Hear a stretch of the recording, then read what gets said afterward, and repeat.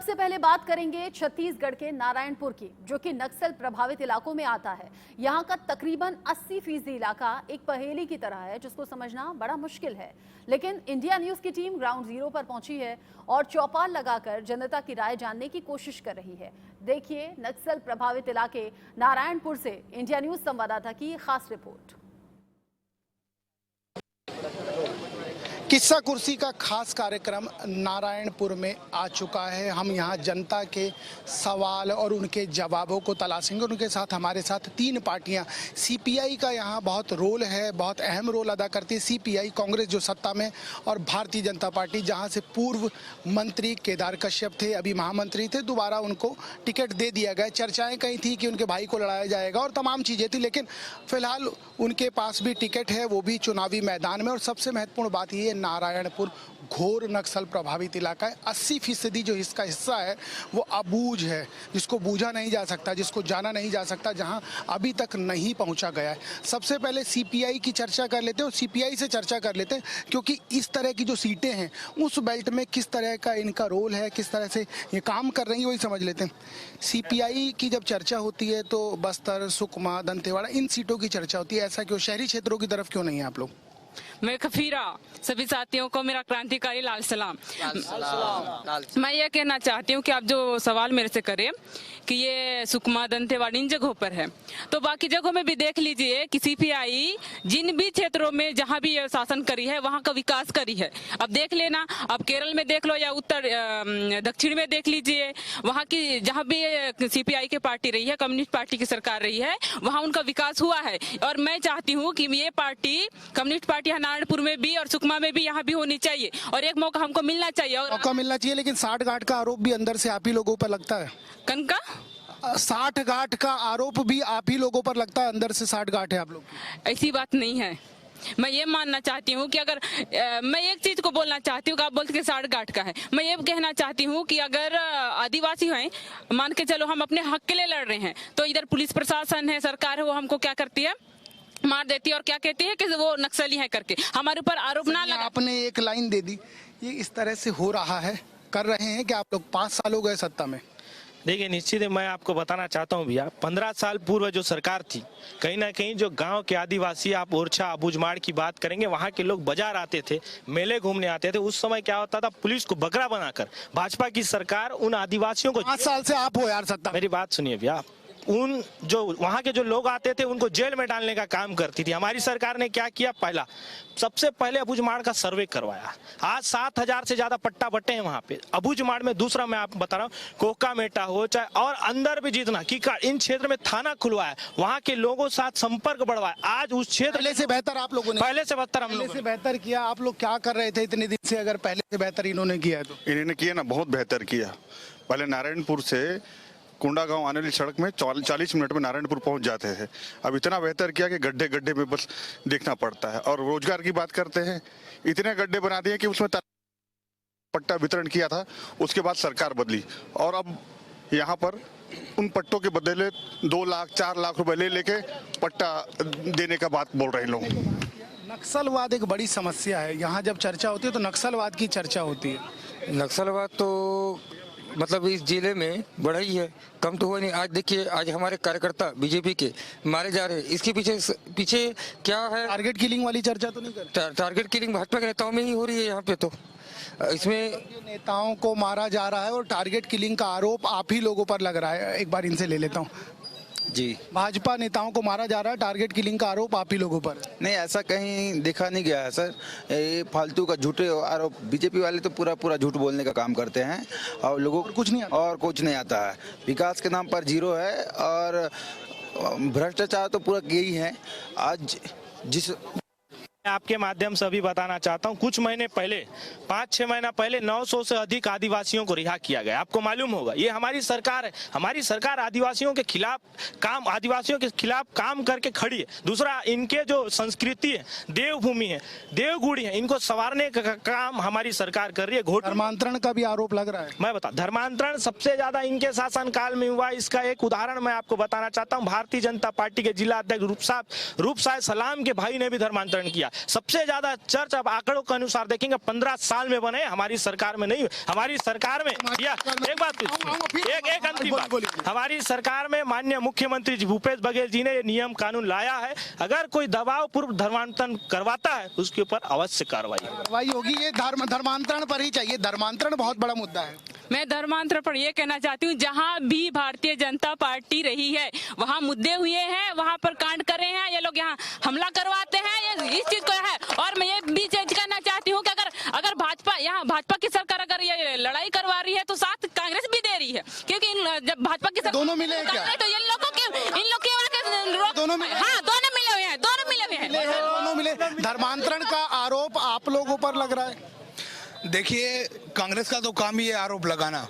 ये धर्मांतरण की बात करते हैं, आज हमारे भारतीय जनता पार्टी के जिला अध्यक्ष को अंदर कर दिया गया था, उसके बाद ये कहते हैं कि ऐसा ऐसा जो इन्होंने कानून बनाया है, ऐसा कोई भी कानून पूरे भारत देश में नहीं बना है कि किसी को धर्मांतरित होने से रोक सके। ये धर्मांतरण आप आंकड़ों की बात कर रहे हैं, मेरे भाई आंकड़ों की बात किए, आंकड़ों के हिसाब से एक भी चर्च नारायणपुर में नहीं है। किस आंकड़ों की बात करें बता दें, मैं आंकड़ों कहीं भी लिखित नहीं आंकड़ों के बारे में नारायणपुर में अभी धर्मांतरण मुद्दा है। धर्मांतरण मुद्दा है, मुद्दा है, बिल्कुल मुद्दा है, धर्मांतरण मुद्दा। हाँ, धर्मांतरण का मुद्दा आज नारायणपुर में सबसे ज्यादा चला है। आप भारत में देखें, पूरे देश में आज हिंदू मुस्लिम चल रहा है, कौन करा रहा है? यही नरेंद्र मोदी है, यही बीजेपी के लोग हैं। आज देश में हिंदू मुस्लिम करा रहे हैं। हमारे साथ मुस्लिम भाई है, हमारे साथ गणेश चतुर्थी में, दुर्गा विसर्जन में, सब में नाचा करते थे। आज यही 15 साल जो 10 साल से इनकी सरकार चल रही है, यही लोग आज तोड़ने का काम किया। नारायणपुर में इन पास कोई मुद्दा नहीं है, छत्तीसगढ़ में कोई मुद्दा नहीं है। गाय के नाम से वोट मांगते थे, गाय को हमारे प्रभु श्री राम ने हाँ, बोली। धर्मांतरण की बात बोले तो मैं एक चीज कहना चाहती हूँ, भारत का संविधान में ये लिखा गया है कि आप अपने हिसाब से, आपको स्वतंत्रता दी गई है कि आप किसी भी चीज को आप मान सकते हैं, वो आपकी आस्था है। और यहाँ धर्मांतरण का एक भी चीज अगर कहीं दर्ज हुआ है, किसी के खिलाफ जबरदस्ती अगर यहाँ धर्मांतरण हुआ है तो उसका आप रिजल्ट ला के दीजिए, मुझे रिजल्ट ला के दीजिए। लेकिन यहाँ के धर्मांतरण की चर्चा रायपुर राजधानी तक है, देश के प्रधानमंत्री आ रहे हैं, वो सभाओं में कह रहे हैं, तो ये हो क्यों रहा है? यदि आप रिजल्ट की बात करें तो चर्चा क्यों है? प्रधानमंत्री की बात कर रहे हैं आप, जब मणिपुर में घटना हुआ तब क्यों नहीं बोले? अब धर्मांतर की बात आई तो बोलते हैं कि उन तक ये बात पहुंची है। जब मणिपुर में जब औरतों के साथ उनके कपड़ों को उतार कर जलील किया गया, लोगों उनका योनि पर बंदूकों से उनका हत्या किया गया, तब कहते हैं प्रधानमंत्री। ये नाराजगी है, इसका समाधान क्या है? इस नाराजगी इधर उधर की बात क्यों कर रहे हो? काफिला क्यों लूटा, उस पे आइए। बस्तर के रोजगार कहाँ गया? 5,000 भर्ती हुई थी, उसमें केवल नारायणपुर के 18 लोग का नियुक्ति हुआ, बाकी झारखंड और बिलासपुर के लोगों का भर्ती हो गया। स्थानीय भर्ती आ गई। धर्मांतरण मुद्दा है, समझ लीजिए, धर्मांतरण मुद्दा है, समझ लीजिए। आप इधर रहिए, छुपिए मत। ये बताइए कि भ्रष्टाचार का आरोप इस सरकार पर सबसे ज्यादा लग रहा है, फिर जब भ्रष्टाचार का आरोप लगता है तो आपकी सरकार की भी बात आती है, ऐसा क्यों होता है? मान लीजिए, आपको मैं बता देता हूँ, भ्रष्टाचार में 50 साल में इतना भ्रष्टाचार हुआ है, सिर्फ कागज कार्रवाई में सब कालते काम होता है, बाकी पूरा भ्रष्टाचार है। ये आपको भी पता है, ये हकीकत है। 5 साल में पट्टा में देख लो, आप पैसा लेके पट्टा दे रही है, हमारी सरकार फ्री में पट्टा बांटी है ना? पट्टा बांटी। एक बात बताओ, भ्रष्टाचार हुआ है इस सरकार में? हाँ, बहुत ज्यादा भ्रष्टाचार हुआ है, जो देखा क्या भ्रष्टाचार बहुत हुआ है यहाँ पर। देखे जाए तो बस्तर में तो सबसे ज्यादा है, नारायणपुर में सबसे ज्यादा है। नारायणपुर में हाँ। भैया, जो जैसा है वैसा सोचता है। 15 साल ये लोग जो सिर्फ भ्रष्टाचार किए हैं ना, उनको लगता है 5 साल में भी सिर्फ भ्रष्टाचार हुआ। जो जैसा है वो वैसा सोचता है। जब हमारी सरकार का यहाँ कांग्रेस की सरकार बनी, विधायक चंदन कश्यप जी बने, नारायणपुर का विकास पे विकास ही हो रहा है। विकास घूम गया, लेकिन विकास घूम गया। मैं आपको बता रहा हूँ कांग्रेस पार्टी और बीजेपी में अंतर। अगर आज आप चंदन कश्यप को वोट देते हैं तो आप एक शिक्षक को हम नहीं देंगे। अगर आप बीजेपी को वोट देते हैं तो आप उसकी पत्नी को परीक्षा में बैठाने वाले को वोट देंगे। वो ऐसे व्यक्ति हैं जो मतलब केदार कश्यप साली में को बैठाने वाले।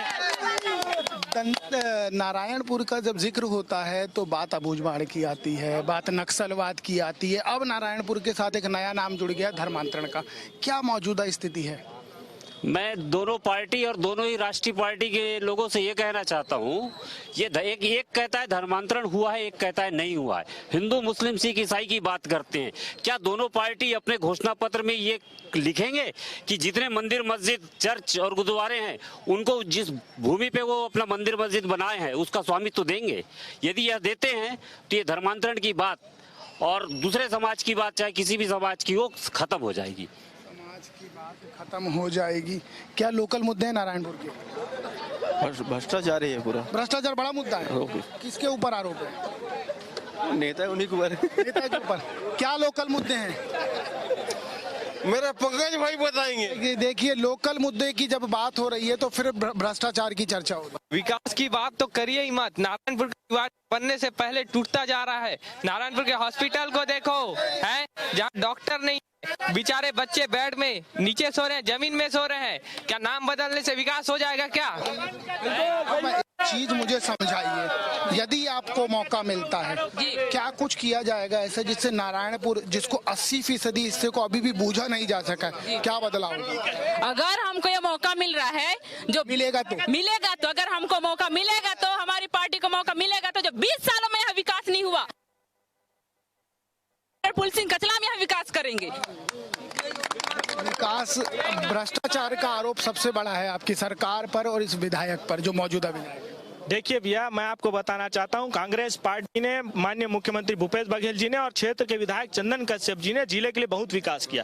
रही बात 2007 में हमारा जिला अस्तित्व में आया था, 2 तहसील थे। छत्तीसगढ़ एकमात्र ऐसा जिला, नारायणपुर जिला था जिसमें 2 तहसील, 4 तहसील बनवाए।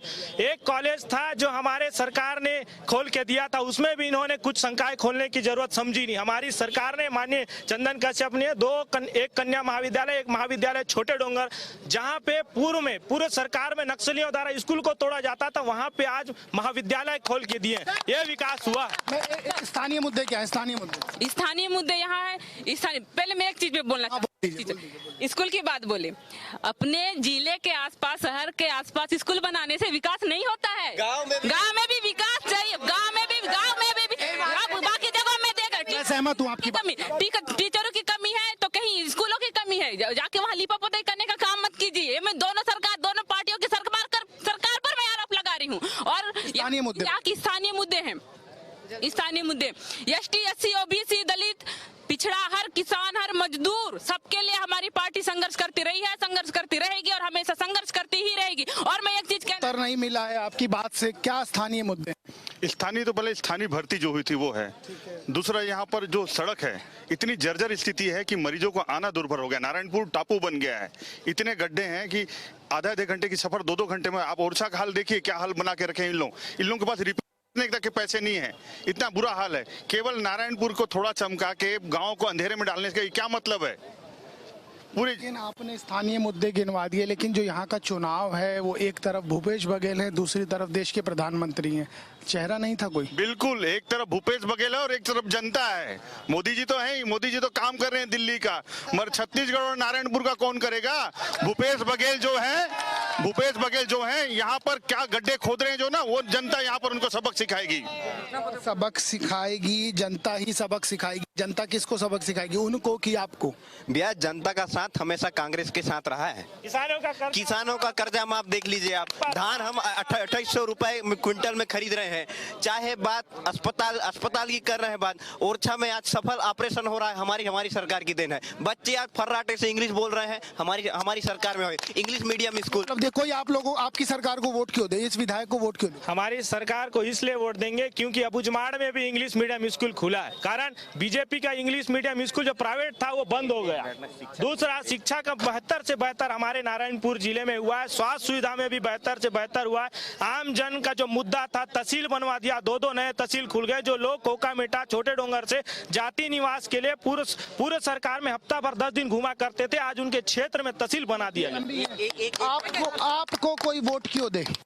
एक सवाल इनसे सवाल नहीं, आपको वोट क्यों? सर, पहले सवाल पूछना। मैं जो सवाल है उसको जवाब दीजिए। आप लोगों को वोट कोई क्यों दे?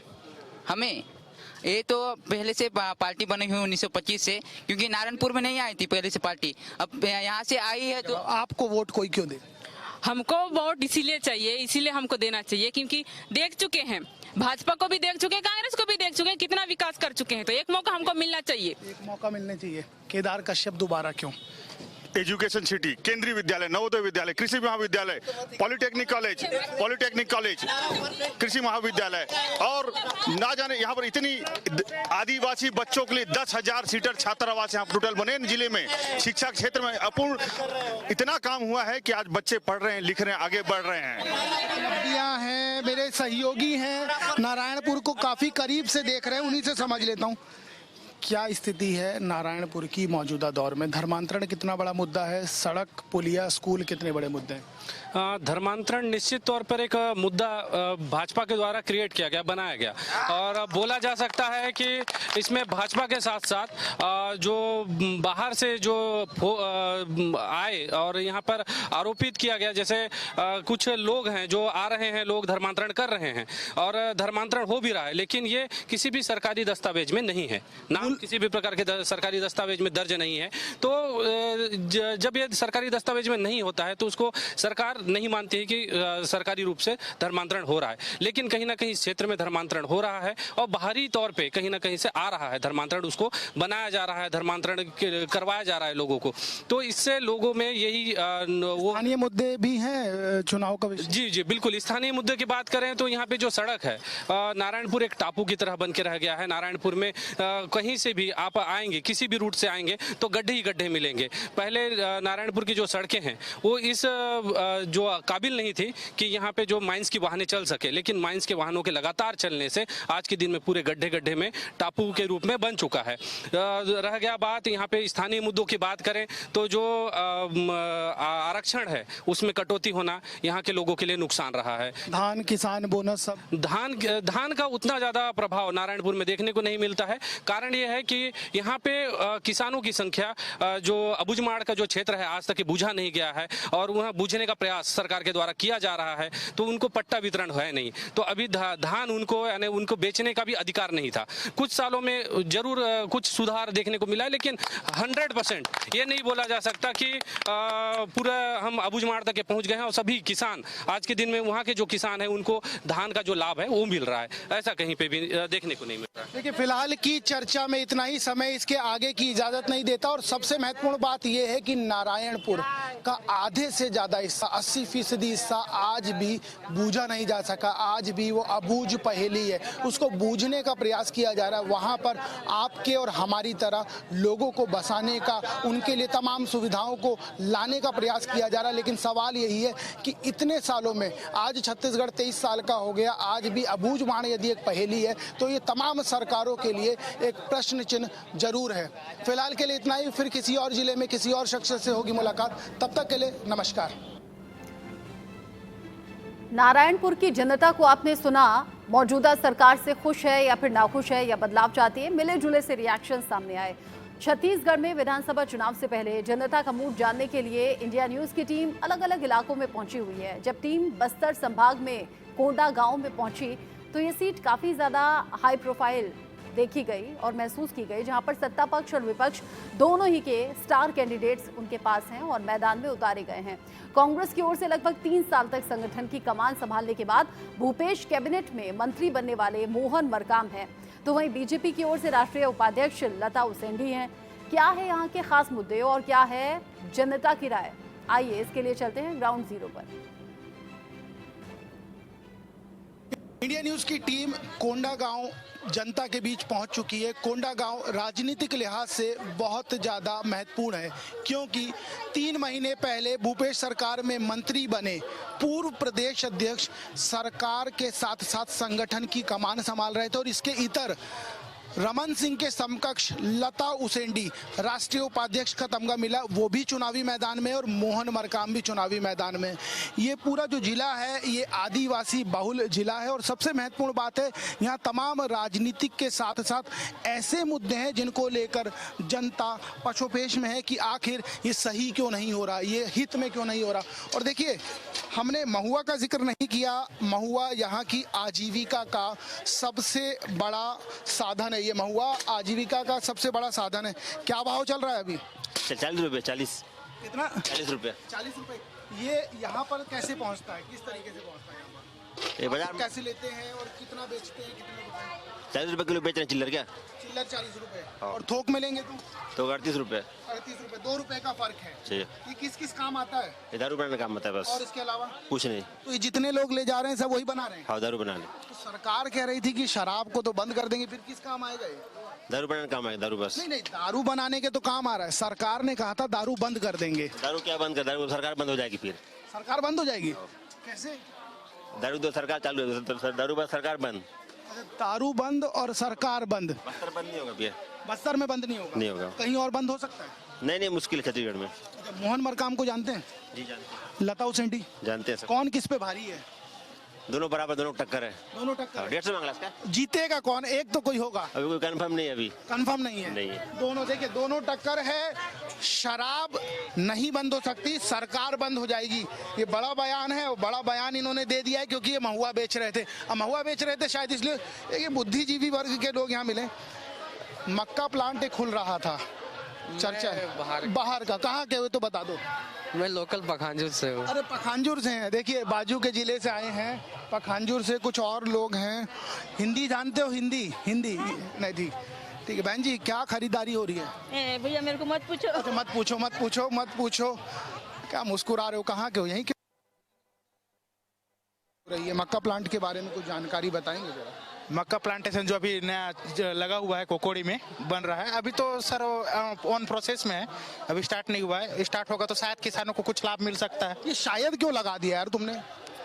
तो सर अब बन रहा है तो अभी कंप्लीट नहीं हुआ, तो अभी तो हुआ नहीं है। तो हम भी खुद किसान हैं, तो अभी तक तो कुछ फायदा हुआ नहीं है क्योंकि बन रहा है, ऑन प्रोसेस में है। नहीं, ऑन प्रोसेस है तो ठीक है, आप ही की जमीन पे बन रहा है, आप ही के यहाँ बन रहा है, और उसके बाद शंका हो रही है कि शायद किसानों को लाभ होगा। या शायद क्यों है? शायद इसलिए सर क्योंकि देखो बड़े बड़े किसान हैं, छोटे किसान हैं। अब हम छोटे किसान की कैटेगरी में आते हैं। क्या छोटे किसान वहां तक पहुंच पाएगा? क्या छोटे किसान का वहां मक्का लेंगे? ये सब चीज है सर, इसलिए मैं भी शायद इसलिए बोल रहा हूँ। शायद इसीलिए। चर्चा ये भी है कि उसको एथेनॉल प्लांट में कन्वर्ट करें, ऐसा कुछ सुने हो क्या? जी ऐसा तो सुने आया है। तो फिर राहुल गांधी ने घोषणा कर दी थी कि मक्का प्लांट होगा, एथेनॉल बनाया जा रहा है, फिर कैसे करेंगे आप लोग? तो सर अब जब लेंगे मक्का तो तब की बात देखा जाएगा सर। एथेनॉल तो बनाने का प्लान ऐसा बोले थे अपने जो राहुल गांधी है सर हैं। अब आगे क्या होगा प्रोसेस में देखते हैं। टेंशन में हो? लेकिन टेंशन में है सर, क्योंकि हम में है टेंशन में। क्या क्या खरीदारी हो गई आज? बता दो, थोड़ा शर्माना नहीं है। क्या क्या खरीदारी? कुछ नहीं है दीदी। नहीं, ये आलू है, लौकी है, प्याज है। क्या पकवान बनेगा आज? क्या पकवान बनेगा? क्या बनेगा बता दो जरा। मोहन मरकाम को जानते हो? जी। कैसे व्यक्ति हैं, कैसा काम किया है? अच्छे हैं। अच्छे काम। और लता उसेंडी? लता उसेंडी भी अच्छे हैं सर। अच्छी है। हाँ तो जी। वोट लगाने जाओगे तो किसको लगा दोगे? अब ये तो नहीं बता पाएंगे। अच्छा, काम किसने अच्छा किया है? दोनों ही किए हैं। दोनों बढ़िया किए हैं। और एक को चुनना पड़े? जी, एक ही को चुनना एक पड़े। को किसको चुनोगे? हम मरकाम को चुनेंगे सर। मरकाम को चुनेंगे? जी। बढ़िया आदमी है। जी। देखिए, मोहन मरकाम का एक वोट तो पक्का हो गया है। अब ये जाने लीजिए, ये एक बड़ी बात है। इनसे भी समझ लेते हैं कि बेच रहे हो, कितना कमा लेते हो? कहाँ कमाई हो रहा है? ज्यादा कमाई नहीं हो रहा है। कितना हो रहा है? सब लोग तो ज्यादा बोल रहे हैं। हाँ। बस आप बताओ, वोट डालने जाते हो? कौन पसंद है? बीजेपी। कोई खास वजह? नहीं खास है ना, बीजेपी को दे रहे हैं। परमानेंट एकदम? परमानेंट। ये तुम जो भगवा पहने हो इसी वजह से? नहीं, बीजेपी को। सिर्फ बीजेपी? हाँ। ये देखिए, लता उसेंडी का भी एक मोहर लग गई है। वजह कोई नहीं है, लेकिन ये पसंद है। ये क्या बेच रहे हो आप? मच्छी, सूखे मच्छी। सूखा मच्छी क्या भाव मिलता है ये 20 रुपए पत्ता बेच रहे हैं। 20 रुपए पत्ता। ये बनता कैसे? ये बनता है, सब्जी बनता है। सब्जी बनता है? हाँ, जैसे हरी सब्जी बनता है वैसे सब्जी बनता है। लेकिन ये ज्यादा जानदार सब्जी है। हाँ, जानकारी है बस्तर का। बस्तर का? अच्छा, ऐसा है क्या? अच्छी सब्जी। तो आप बना के लाते, हम खा लेते थोड़ा। बना के कैसे लाएंगे? लेके बनाओ खाओ। ऐसा है क्या? लेके बना के खा लेंगे। मोहन मरकाम को जानते हो? हाँ। कौन बढ़िया, मोहन मरकाम की लता उसेंडी? अरे मोहन मरकाम तो अभी है, ठीक है ना। मोहन मरकाम तो खाने वाली चीज है। ऐसा क्या? हाँ, ऐसा खाएंगे। वोट किसको लगाओगे? पर देंगे मोहन मरकाम को। देखिए, मोहन मरकाम को लेकर स्थिति ज्यादा बेहतर है यहाँ पर। कुछ क्या क्या खरीदारी हो गई है? सब चीज हो गया। क्या बनेगा आज? बिरयानी बना है घर आज में। बिरयानी बना है तो थोड़ा लाना था, हम भी थोड़ा टेस्ट कर लेते। ये बताइए, मोहन मरकाम बेहतर काम कर रहे हैं कि लता उसेंडी बेहतर है? दोनों काम। हमारा लड़का तो वही है। कहाँ पर? शेख आदिल। नहीं, कहाँ पर है? मोहन मरकाम अच्छा है? मोहन मरकाम अच्छे हैं कि लता उसेंडी? मोहन मरकाम। मोहन मरकाम। कोई खास एक वजह? सब ठीक है। देखिए, मोहन मरकाम को लेकर स्थिति सभी ठीक है, सभी ठीक है। कहाँ जा रहे हो बताओ तो, वोट डालते हो? तो बताओ यार, बताओ मत, कौन पसंद है, मोहन मरकाम की लता उसेंडी? मोहन मरकाम। क्यों, कोई खास वजह? इसी जानती हो मेरा। हाँ? पहचान है इसीलिए? नहीं है। तो मोहन लता उसेंडी क्यों नहीं? जिसका मन है उसका ही देना है क्या? नहीं, हाँ, ये जिसका मन है। तो काम के आधार पर दोगे कि मन के आधार पर? मन के आधार पर। मन कहाँ मोहन में लग गया है? बस खत्म। मोहन से मन मिल गया है। बस देखिए, मोहन से इनका मन मिल गया है। बच्चों, क्या क्या चल रहा है? ये क्या क्या सुमित बाजार का आप लोग पढ़ते हो, क्या पढ़ते हो? हाँ, पढ़ाई करते हैं। कहाँ पर? कॉलेज में। कौन से बेटा? थर्ड ईयर है। BSc थर्ड ईयर है। बहुत शानदार। ये बताओ मुझे कि सरकार कौन सी है पता है अभी? भूपेश बघेल को जानते हो? हाँ जी। नरेंद्र मोदी को जानते हो? जी जानते हैं। कौन बेहतर है? सबसे जानते। दोनों में बेहतर है। दोनों बेहतर हैं। नहीं, एक आप अच्छे हो, मैं बेकार हूँ, तो एक तो बताना पड़ेगा ना। जी, हम नरेंद्र मोदी। भूपेश नहीं, मैं वो नहीं कर सकती। नहीं कर सकते। आप बता दो, आप कहाँ पढ़ते हो? गांव में ही पढ़ती हूँ। हमारे गाँव में। स्कूल का नाम? पूर्व माध्यमिक शाला। पूर्व माध्यमिक। कैसी पढ़ाई होती है? अच्छी पढ़ाई होती है। शिक्षक आते हैं? जी। कौन है शिक्षा मंत्री? शिक्षा नहीं। थोड़ा सा हिल गए, थोड़ा सा हिल गए। आप कुछ बता रहे थे दूर से, अब आप बताना पड़ेगा यहाँ खड़े होकर। कौन अच्छा है, मोहन मरकाम की लता उसेंडी? अभी तो आप बता रहे थे, पूरा किस्सा दूर खड़े हो गया। बताओ काय बताऊँ आया। कौन है, मोहन मरकाम अच्छा है कि लता उसेंडी? फिर सब अच्छा है। आप भी काय सभी अच्छे हैं। सभी आके दूरो करुआ से। सभी अच्छे हैं, सभी अच्छे हैं, सभी अच्छे हैं। दादा, वोट डालने जाते हो? कौन अच्छा है, मोहन मरकाम या लता उसेंडी? अब पता नहीं कौन हुई तो किसी को तो दोगे? देंगे। किसको? अब किसको देंगे? जब फोटो देखेंगे तब देंगे। फोटो देख के देते हो? कौन फोटो दिखाता है? अरे फोटो तो वहाँ मिलता है रे बाबू। फोटो वहाँ मिलता है तो कौन बताता है कि वोट डाल देना, इसको डालना है? कोई नहीं बता, अपना मन से देना है। अपने मन से। हाँ। अच्छा, काम कौन अच्छा किया है? काम कोई नहीं किया है, लेकिन अपना करना, अपना खाना। अच्छा, मतलब काम नहीं किया लेकिन देना है तो दे देंगे। कब से वोट डाल रहे हो? हाँ, मैं जिंदगी से डाल रहे हैं बाबू। आप यहाँ कब से हो? कब से हो? कब से हो? यहाँ कब से रह रहे हो? अरे यहाँ तो आप, मैं तो 15-20 साल हो गए बाबू, धंधा करते करते। हो गए धंधा करते करते। मुस्कुरा रहे हो, कहाँ जा रहे हो? इधर बात करो। इधर बात कर लो, ठीक है।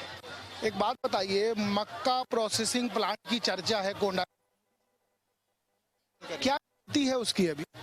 अब तक का तो पता नहीं, लेकिन मोबाइल टीवी में देखते हैं कि भर्ती चल रहा है वहाँ पे कर्मचारियों का। भर्ती चल रहा है। आप पढ़ाई कर रहे हैं, नौकरी कर रहे हैं? नहीं, मैं खेती करता हूँ। खेती करते हो। भर्ती चल रहा है तो आप इसके पक्षधर हैं कि यहाँ के लोकल आदमी को ही नौकरी मिलनी चाहिए? नहीं, यहाँ के लोकल लोगों को मिलना चाहिए। मिलना चाहिए, लेकिन ये नाराजगी रहती है कि यहाँ के लोकल आदमी को नहीं दिया गया। नहीं, नाराजगी इस बात की है, अगर बोला जाए तो बड़े बड़े अधिकारी लोग ऐसा बोलते हैं कि यहाँ पे जो ग्रेजुएट है, जो योग्यता है, यहाँ के लोकल आदमियों पे नहीं है, तो इस वजह से बाहर से मंगाना पड़ता है। तो ऐसा नहीं है कि यहाँ पे पढ़े लिखे नहीं है, पढ़े लिखे भी हैं, तो यहाँ सोर्स नहीं है, लगता है मेरे को। सोर्स होगा तो नौकरी मिल जाएगी। और सोर्स कहाँ वालों के पास है? बड़े लोगों के पास में। वो जो रायपुर में बैठे हैं? हाँ, वो तो सभी जगह है सर। जहाँ जैसे बड़े लोग होंगे उस आधार पर नौकरी मिलेगा। छोटे एक निम्न वर्ग का इंसान भी होगा, पढ़ा लिखा भी होगा, जब तक सोर्स नहीं करेगा तब तक कहाँ से उसको नौकरी मिलेगा? इस सरकार का काम अच्छा है? अब ये तो बोल नहीं सकते, लगभग सभी का ही है। नहीं, मोहन मरकाम अच्छे हैं कि लता उसेंडी? अब हमको तो मोहन मरकाम अच्छे लगते। कोई खास वजह? हाँ, वो है कि ना निम्न वर्ग से सोचते हैं, जैसे किसानों का। लता जी सोच नहीं पाती? अब उनका तो देख डाले, उससे पहले भी लता जी बाल विकास अधिकारी थे, जो उनका कहना चाहिए कि आंगनबाड़ी कार्यकर्ता, उनकी मंत्री थे वो, लेकिन उस टाइम पे उनका सैलरी नहीं बढ़ा। लेकिन जब भूपेश गवर्नमेंट आया, मोहन मरकाम थी, तब उनका सैलरी बढ़ा है। धान का समर्थन मूल्य भी मिल रहा है आप किसान? धान का समर्थन मूल्य भी मिल रहा है, इसीलिए कांग्रेस? हाँ, कांग्रेस ठीक है। स्थिति है जी। भाई साहब थोड़ा सा 2 मिनट लूंगा। ये बताइए मुझे कैसा चल रहा है? ठीक चल रहा है, बढ़िया चल रहा है जी। सरकार कैसा काम कर रही है? सरकार तो ठीक ही कर रही है काम तो। ठीक की अच्छा? ठीक है भैया, बस अच्छा तो नहीं है। मोहन मरकाम को कितने नंबर दे दोगे? कितने में? 10 में दे दीजिए। 10 में दे देंगे 6। 6 दे दोगे, मतलब दोबारा उसी दिशा में जाओगे आप? नहीं, दोबारा तो अभी तो फिलहाल विचार नहीं है कुछ। विचार नहीं है? लता हुसैन ठीक है? हाँ, अभी तो फिलहाल चेंज करने का है। चेंज करने का मन बन रहा है? चेंज करने का मन बन रहा है। देखिए ये महत्वपूर्ण इसलिए है क्योंकि ये वो लोग हैं जो मतदाता हैं, जो बूथ तक जाते हैं, जो वोट देते हैं। ये एक्चुअल पब्लिक है, भीड़, ये आदिवासी, ये ग्रामीण, ये वो लोग हैं। कुछ और लोग हैं, उनसे बात कर लेते हैं, उनसे बात करते हैं। गुड़िया आप पढ़ते हो? नहीं शर्माना नहीं है, बताना है। पढ़ते हो क्या? हाँ, हो गया, कंप्लीट हो गया। तो क्या कंप्लीट हुआ है बेटा? 12वीं ग्रेजुएशन में। अब क्या प्लानिंग है? नर्सिंग करने का। नर्सिंग के लिए कहाँ पर एडमिशन लिया है? जगदलपुर में लिया, मतलब चले जाओगे अब कोंडा गांव छोड़ के। अच्छा ये बताओ मुझे, मोहन मरकाम ने कैसा काम किया है? नहीं पता। काका ने कैसा काम किया? अच्छा काम किया। हाँ। नरेंद्र मोदी को जानते हो? हाँ। कैसा काम कर रहे हैं देश में? अच्छा काम कर रहे हैं। हाँ। अरे तो दोनों कैसे अच्छा कर सकते? एक को बताना पड़ेगा। रुकिए एक को बताइए कौन अच्छा है? काका अच्छा। हाँ। काका को नंबर मिल रहा है यार। ये गुरु एक बात बताओ, तुम मुस्कुरा रहे हो दूर से। मक्का प्लांट की चर्चा है, जानकारी है? मेरा को जानकारी नहीं है। कुछ जानकारी वाले लोगों के पास और चलते हैं। कुछ और लोग हैं, उनसे बात कर लेते हैं, उनसे समझ लेते हैं। मैम, भाई साहब कैसा चल रहा है? बस चल रहा है जैसे चलना चाहिए मार्केट। चल रहा है कि अच्छा चल रहा है? नहीं, ठीक ठाक है अभी तो। सरकार की क्या स्थिति है? सरकार की क्या स्थिति है, सोच रही है बदलाव का विचार। ऐसा है क्या? कोई खास वजह? यार पहले प्रदेश अध्यक्ष थे, फिर मंत्री बन गए, फिर भी ऐसा सोच रहे हो? नहीं, बस इस बार क्या है, जैसा चाहिए था अपने को ऐसा नहीं हो पा रहा ना। क्या चाहिए था? ऐसे मोहन मरकाम से बात करना था, जो सुनना था वो सुन नहीं पा रहे हैं। हाँ, हमारा कोई काम नहीं हो रहा। हमारे एरिया जो पारा है वहाँ भी कोई काम नहीं हो रहा है। मुद्दे क्या है? मुद्दे क्या है यार? मुद्दे वही है, काम नाम कुछ हो नहीं रहा है, क्या करेंगे उसमें? अब काम नहीं हो रहा है, ये नाराजगी है। काम एक महत्वपूर्ण है, काम हो जाना चाहिए। लता हुसैन, चलो उसी को मान के चलो। देखिए 2 साल तो 2 सत्र तो कर चुका है। अच्छा, अब एक बार मौका बदलना चाहिए। देखिए ये कोंडा गांव का मन है। ये कोंडा गांव का मन इसलिए है कि मोहन मरकाम ने 2 साल बिता दिए, तो उनको बदल दिया जाना चाहिए। लता हुसैन एक महिला है, उनको एक बार फिर मौका दिया जाना चाहिए। हालांकि इस चुनावी दंगल में, इस चुनावी फेरिस्ट में तमाम बड़े बड़े लोग हैं, लेकिन कोंडा गांव में आज भी स्थानीय मुद्दे ज्वलंत हैं। यहाँ धर्मांतरण भी है, यहाँ जमीन का पट्टा भी है, यहाँ किसान भी है और तमाम चीजें। और सबसे महत्वपूर्ण बात यह है कि इस कोंडा गांव के रण में दोनों ही प्रोमिनेंट कैंडिडेट हैं। लता हुसैन भी एक भारतीय जनता पार्टी में मजबूत स्तंभ है, तो मोहन मरकाम प्रदेश अध्यक्ष से 3 महीने पहले मंत्री बने, वो भी मजबूत हैं। अब ये जनता किस और मतदान करेगी ये तो भविष्य ही बताएगा। फिलहाल के लिए इतना ही, किसी और जिले में फिर होगी मुलाकात। तब तक के लिए नमस्कार। चुनावों में जनता ही तय करती है कि उसका पसंदीदा नेता कौन होगा और कौन आगे विकास के काम को बढ़ाएगा। मोहन मरकाम के बाद दीपक बैज को कांग्रेस प्रदेश अध्यक्ष की जिम्मेदारी मिलने के बाद छत्तीसगढ़ विधानसभा चुनाव की जिम्मेदारी बैज के कंधों पर है। दीपक बैज मौजूदा वक्त में बस्तर से सांसद हैं। साथ ही कांग्रेस पार्टी ने भरोसा जताते हुए दीपक बैज को चित्रकूट विधानसभा से उम्मीदवार भी बनाया है। चुनावी रण में सत्ता संगठन के बीच कैसे जिम्मेदारी निभा रहे हैं दीपक बैज, उन्हीं से सीधा बात की है इंडिया न्यूज संवाददाता दीपक विश्वकर्मा ने। नमस्कार, किस्सा कुर्सी का खास कार्यक्रम में आपका स्वागत है। हमारे साथ एक ऐसे खास मेहमान हैं जिनके पास तीन पद हैं। 3 पद इसलिए कह रहा हूं, बस्तर के सांसद हैं, कांग्रेस जो सत्ता में है उसके प्रदेश अध्यक्ष हैं और मौजूदा स्थिति में चित्रकूट विधानसभा के विधायक के प्रत्याशी हैं। हमारे साथ दीपक बैज साहब हैं, बहुत स्वागत है आपका। जी बहुत बहुत धन्यवाद। मैं देख रहा था अभी कार्यकर्ताओं का भारी हुजूम था, काफी लोग आए, कांग्रेस की तरफ उनका मन बन गया और कह दिया कि दीपक बैज के साथ रहेंगे। कुछ लोगों से मैंने भी बात की, ये जो कार्यकर्ता जुड़ रहे हैं ये आपके आने के बाद है या इससे पहले भी कांग्रेस में कार्यकर्ता आ रहे थे? क्योंकि बंगले में कदम रखने की जगह तो नहीं थी। देखिए कि पार्टी ने मुझे बड़ा जिम्मेदारी दी है, इस जिम्मेदारी को ईमानदारी से निर्वहन कर रहा हूं। प्रदेश अध्यक्ष का पद है, बहुत बड़ा पोस्ट है, 3 महीना काम करने का अवसर मिला, काम किया, ईमानदारी से काम कर भी रहा हूं।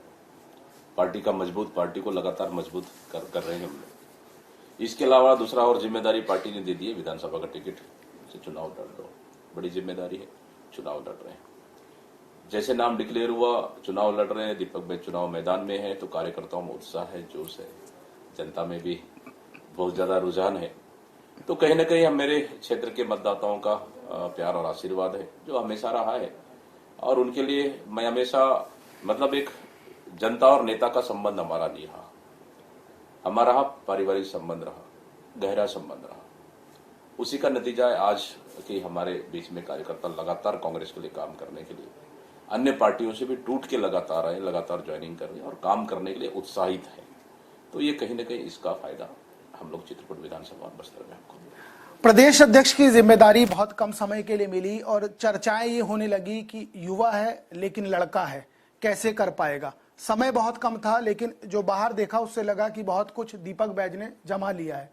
क्या लगता है कितना लाभ इसका मिल पाएगा और कितने लोगों को आपने साथ ले लिया है? सच्चाई है कि प्रदेश अध्यक्ष बनने के बाद मुझे सिर्फ लगभग 3 महीने का अवसर मिला। इस 3 महीने में प्रदेश भी घूमना है, कार्यकर्ताओं को भी हमको एकजुट करना है, उनको उत्साहित भी करना है, और सबसे बड़ा चुनौती टिकट वितरण भी है, मैदान में भी जाना है। बहुत बड़ी चुनौती थी। लेने चर्चा ये है कि दीपक बैज यस मैन है। छत्तीसगढ़ में एक और यस मैन थे जो काफी सफल रहे और 15 साल मुख्यमंत्री रहे। चर्चा आपके लिए भी यही है कि आप यस मैन हैं, हर बात को मान लेते हो? देखिए क्या है, अगर कोई पॉजिटिव सोचता है, कोई अच्छा काम कर रहा है, तो उसको मदद करना चाहिए।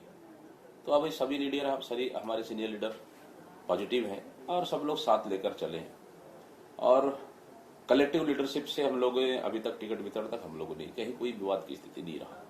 तो इसी का नतीजा है कि कांग्रेस पार्टी आज बिल्कुल एक लाइन में चल रहा है, अच्छा चल रहा है, मजबूती के साथ काम कर रही है। और हम सब लोग का मकसद है कि छत्तीसगढ़ में दोबारा सरकार बनाए। सरकार जब बनेगी हम छत्तीसगढ़ की जनता के लिए एक बार और दूसरी बार कांग्रेस पार्टी की सरकार बनेगी, काम करने का अवसर मिलेगा। तो कहीं ना कहीं हम जनता के लिए दोबारा फिर अच्छे से काम कर पाएंगे, ये हमारा मकसद है और इसमें कहीं ना कहीं सफल हुए हैं। और जो 75+ का हमारा टारगेट है उसको हम लोग अचीव कर लेंगे, हमारे पूरा भरोसा है, विश्वास है। जनता में फिर कांग्रेस के प्रति उत्साह है, कार्यकर्ताओं में उत्साह है, तो हम लोग कहीं पे भी दिक्कत नहीं जाएगा। ठीक है, जिस सीट पर आप हैं उस सीट से भी कुछ सवाल कर लेते हैं। नगरनार की बहुत चर्चा है, प्रधानमंत्री कह रहे हैं कि हम ये आदिवासियों का हम कहीं जाने नहीं देंगे, आप बोल रहे हैं हमें दे दीजिए, हम खरीदने को तैयार। ये विरोधाभास क्यों है? जनता को मामू बनाया जा रहा है कि वाकई जो नरेंद्र मोदी कह रहे हैं वो सही है, या आप लोग जो कह रहे हैं वो सही है? देखिए, हम लोग तो शुरू से कहते आ रहे हैं कि बस्तर का कारखाना, बस्तर का उद्योग यहाँ के आदिवासी बस्तर वासियों का सपना है। नरेंद्र मोदी तो आज कह रहे हैं, हम तो शुरू से कहते आ रहे हैं। नंबर 1। नंबर 2 कि वो हाउस में लोकसभा में कहते हैं कि हम प्राइवेटाइजेशन की ओर बढ़ रहे हैं, और लगातार रेलवे बिक रहा है, एयरपोर्ट बिक रहा है, और स्टील प्लांट लगातार बिक रहा है, लेकिन झूठ पे झूठ बोले जा रहे हैं। प्रधानमंत्री जी आके कह रहे हैं बस्तर वासियों का है, अमित शाह जी कह के आ रहे हैं हम नहीं बिकने देंगे। मतलब सिर्फ जुबान में उनको चाहिए बस्तर की जनता का वोट। यहाँ भी जुमलाबाजी चल रहा है। यहाँ भी जुमलाबाजी चल रहा है। जिस दिन अमित शाह जी भाषण दे रहे थे वहां पे नगरनार में उद्योगपतियां निरीक्षण कर रहे थे, कई दफा बोली लगाने के लिए कलकत्ता में जुटे उद्योगपतियां, ये पूरी देश दुनिया जानती है। लेकिन ये लोग, मुझे लगता है आज भी बस्तर को ये लोग अजायब घर की तरह इस्तेमाल करना चाहते हैं। 15 साल इस्तेमाल किए, आज भी करना चाहते हैं, लेकिन नहीं, ये गलतफहमी में भारतीय जनता पार्टी। बस्तर के आदिवासी अब जागरूक हो चुके हैं, हक और अधिकार मांगना भी जानते हैं और छीनना भी जानते हैं। इसलिए भारतीय जनता पार्टी ने बहुत शोषण कर दिया 15 साल में। बस्तर की जनता को छल नहीं सकता। कांग्रेस सरकार ही ऐसा विकल्प है जो बस्तर की जनता के लिए हमेशा काम किया। हम तो बोल रहे हैं अगर आप नहीं चला सकते हो छत्तीसगढ़ सरकार को दे दो। छत्तीसगढ़ सरकार को देने को तैयार नहीं है, उनके चंद उद्योगपतियों को देने को तैयार है। ये भारतीय जनता पार्टी इसमें कामयाब नहीं होगी। बस्तर की जनता समझती है आने वाला समय में इसका माकूल जवाब देगी। और हमने तो कहा अगर आप निजीकरण इसका नहीं करेंगे, आप नोटिफिकेशन करो, आप करो, इसको ऑर्डर करो। आप सिर्फ नगरनार क्यों, आपका विशाखापट्टनम का स्टील प्लांट भी बिक रहा है, देश के अन्य स्टील प्लांट बिक रहे हैं, उद्योग बिक रहे हैं, उनको भी कर लो। मतलब आप छत्तीसगढ़ में चुनाव हो रहा है, नगर नारपुर नहीं बिकेगा, फिर कहीं दूसरे राज्य में चुनाव होगा, वहां नहीं बिकेगा। मतलब ये चुनावी एजेंडा क्या बस्तर को आप, मुझे लगता है कि सिर्फ चुनावी जुमलों में बस्तर को आप साध लोगे, नहीं साध पाओगे, नहीं साध पाएंगे। फ्लोराइड एक बहुत बड़ी समस्या है, कई लोगों को समस्या आ रही है, कुछ बच्चे अपंग पैदा हो रहे हैं, कईयों की तबीयत खराब हो रही है, उसको लेकर कोई रोड मैप है, कोई ऐसा वे आउट है कि हाँ इसको सही कर लिया जाएगा? अब सच्चाई है कुछ एरिया में लाल पानी और फ्लोराइड की शिकायतें हैं, उसको हम लोग अपने स्तर पे कुछ नारायणपुर विधानसभा के भानपुरी क्षेत्र में वहां कोसा टेढ़ा से पानी लाने के लिए प्लान हो चुका है, कुछ काम भी चल रहा है। कुछ और एरिया में शिकायतें आ रही है, वहां हम लोग नए प्लान के साथ काम कर रहे हैं और आगे भी करेंगे, क्योंकि हम चाह रहे हैं कि कम से कम बस्तर के लोगों को एक साफ पानी मिलना चाहिए। ये हमारी सरकार की सोच है, मुख्यमंत्री भूपेश बघेल की सोच है, तो उसके तहत काम कर रहे हैं। आने वाला समय में 3 दिसंबर के बाद बस्तर के लिए जो भी हो सके यहाँ के लोगों के लिए हम नए प्लान के साथ काम करेंगे। हम नए प्लान के साथ काम करेंगे। आप ही की सीट की एक चर्चा कर लेता हूँ। आपकी सीट पर एक वाटरफॉल है जिसको विदेशों से कंपेयर किया जाता है, लेकिन सैलानी नहीं पहुंच पाते। उसकी खूबसूरती शब्दों में बयां कर पाना संभव नहीं है। आप ही की सीट है, सैलानियों को लाने के लिए कोई रोड मैप, कोई ऐसा रास्ता कि जैसे वो दूसरी जगहों पर जाते यहाँ भी आए, ये कैसे, कुछ रोड मैप, कोई प्लान ऐसा कुछ है या कुछ लेके आएंगे? देखिए, भारतीय जनता पार्टी की सरकार में तो पूरे हमारा बस्तर के टूरिज्म प्लेस, पर्यटन स्थल पूरी तरह से उपेक्षित रहा। हम लोग अपनी उसको संवारने का काम कर रहे हैं। हाँ, हो सकता है कहीं न कहीं प्रचार प्रसार में कमी हो सकता है, उसको हम करेंगे। अगर कोई चीज कमी होगा, आप देखेंगे आज, क्योंकि आप ही की जिम्मेदारी है, आप ही की सीट है। बिल्कुल मेरी सीट है, मेरा क्षेत्र है, मेरी जिम्मेदारी है। इसको आने वाला समय में और हम लोग प्रचार प्रसार करने की आवश्यकता है, ताकि हम लोग देश विदेश से टूरिज्म आए और इससे क्या है, हमारा लोकल, हमारी स्थानीय लोगों का एक आय का जरिया बनेगा, उनको रोजगार मिलेगा। हम लोग उस प्लान साथ काम कर रहे हैं, तो कहीं ना कहीं इसको और प्रचार प्रसार करेंगे। चुनाव नजदीक आ रहा है, कुछ ऐसे बयान आ जा रहे हैं जो नहीं आने चाहिए। अजय सिंह को जिला बदर कर दिया गया, क्या जरूरत थी? देखिए, अगर कोई बात है, कोई शिकवा शिकायत है, आपस में कोई बात है, तो मिलके बैठ के बात करना चाहिए। मैं तो लड़ने से अच्छा, मैं तो समाधान खोजता हूँ, समाधान ढूंढता हूँ, समाधान की ओर चलना चाहिए। तो मैं इस पे सहमत नहीं सहमत है। मध्यस्थता की ओर बढ़ेंगे? बिल्कुल बिल्कुल, मध्यस्थता दीपक बैज का ही विचार और सोच है कि अगर कहीं ऐसा स्थिति आए तो मध्यस्थता करके चलिए, क्योंकि हम लोग पॉजिटिव सोच के चलना चाहिए। हर जगह हम तीर और धनुष और AK-47 लेके जाए, संभव नहीं है। आज AK-47 का जमाना नहीं है, प्रेम का जमाना। एक और सवाल है, आप ही की पार्टी के प्रत्याशी हैं, बहुत बड़ा परिवार था। छविंद्र कर्मा का एक बयान आया था कुछ दिन पहले कि मैं यदि सत्ता में आऊंगा तो सलवा जुड़ुम 2 की ओर पढ़ूंगा या विचार करूंगा। क्या लगता है कि जरूरत है? देखिए, इस पे तो मुझे ज्यादा कुछ नहीं कहना चाहिए, उनकी निजी राय है और इस निजी राय पे मुझे इस पे टिप्पणी नहीं करना है। ठीक है, मैं आपसे समझ लेता हूं, क्योंकि हम जहां बैठे हैं ये जिला मुख्यालय है और आप प्रदेश अध्यक्ष भी हैं, आप सांसद भी हैं, और सब बस्तर आप ही का है, आप ही जिम्मेदार हैं। आपका सुझाव क्या होना चाहिए कि नहीं? देखिए, इस पे वर्तमान परिस्थिति में मुझे नहीं लगता है कि बस्तर शांति की ओर लौट रहा है। शांति की ओर लौट रहा है, बस्तर शांति की ओर लौट रहा है, और हम लोग कुछ इस पे और रणनीति बनाना चाहिए और अंदरूनी क्षेत्रों में और विकास की आवश्यकता है। हम बिजली, पानी, सड़क पहुंचाए, अस्पताल पहुंचाए, शिक्षा पहुंचाए, वहाँ के लोगों को मूलभूत सुविधाएं दे, ये आवश्यकता है। चर्चाएं हैं, कुछ सीटों पर फ्रैक्शन है। सरगुजा में हो गया, मरकाम जी की सीट हो गई, फिर कोरबा में हो गया। क्या है कि आप 7 तारीख के बाद फ्री हो जाएंगे, तो क्या जो ये फ्रैक्शन है इसको पाटने का काम करेंगे? क्योंकि चुनाव अब सर पे है और मतदान कुछ दिन बाद शुरू हो जाएगा, पहले आपका फिर मैदानी क्षेत्रों का। हम लोग का 20 सीट का पहला चरण का मतदान है, 7 तारीख होगा। इसके बाद हम लोग फ्री हो जाएंगे, फिर हम लोग सेकेंड चरण में 70 सीट पे जाएंगे। कुछ सीटों में है ऐसा, लेकिन उसको हम लोग ठीक ठाक कर लेंगे और हमारे तमाम बड़े लीडर सब ध्यान रखे बनाए हुए हैं, सभी सीटों पे नजर बनाए हैं। अगर थोड़े बहुत ऊपर नीचे भी उसको ठीक कर लेंगे, क्योंकि हमारा मकसद है कि सब सीट जीत जाए और सरकार बनाए। तो कहीं अगर थोड़े बहुत ऊंच नीच है तो उसको समय रहते हम लोग ठीक कर लेंगे। समय रहते ठीक कर लेंगे। दीपक बैज को चित्रकूट की जनता क्यों वोट दे? देखिए, मैंने पहले भी कहा कि मेरा चित्रकूट की जनता के साथ मतदाता या जनता या नेता का रिश्ता नहीं रहा। मेरा पारिवारिक, व्यक्तिगत और मतलब गहरा रिश्ता रहा है। मैं यहाँ पे हर चीज चित्रकूट की जनता के लिए, मेरा दरवाजा दिन 12 बजे और रात को 12 बजे हमेशा खुला रहता है। मैं दिल से काम किया, लगन से काम किया। आज भी मेरे पास आते हैं तो मैं उनका, मेरे जो बन पड़े मैं करता हूँ। तो इसलिए चित्रकूट की जनता के साथ मेरा बहुत ज्यादा लगाव रहा है और इस समय भी रहेगा। इस समय तो जब हम चुनाव लड़ रहे हैं तो चित्रकूट विधानसभा में ऐतिहासिक रिकॉर्ड के साथ हम जीत कर जाएंगे और छत्तीसगढ़, पूरा छत्तीसगढ़ देखेगा चित्रकूट विधानसभा में। 2018 में बस्तर को लेकर इतिहास रचा, 12 में से 12, 90 में से 71। क्या माना जाए अब 12 में से कितनी? अभी भी हमारा पूरा लक्ष्य है कि बस्तर में 12 से 12 जीत के जाए। फिर भी नंबर बता दीजिए। 12 से 12। 12 से 12। आपके उज्जवल भविष्य के लिए इंडिया न्यूज की तरफ से ढेर सारी शुभकामनाएं। ये थे दीपक बैज जो कह रहे हैं बस्तर तो 12 में से 12 जीतेंगे ही और 7 तारीख को जब मैं फ्री हो जाऊंगा तो जिन सीटों पर फ्रिक्शन है, जिन सीटों पर थोड़ा सा विरोधाभास है या कुछ ऊपर नीचे की स्थिति है, वहां जाऊंगा और जमीनी स्तर पर ऐसे ही काम करूंगा जैसे पहले कर रहा था। फिलहाल के लिए इतना ही, फिर किसी और शख्सियत से होगी मुलाकात। तब तक के नमस्कार।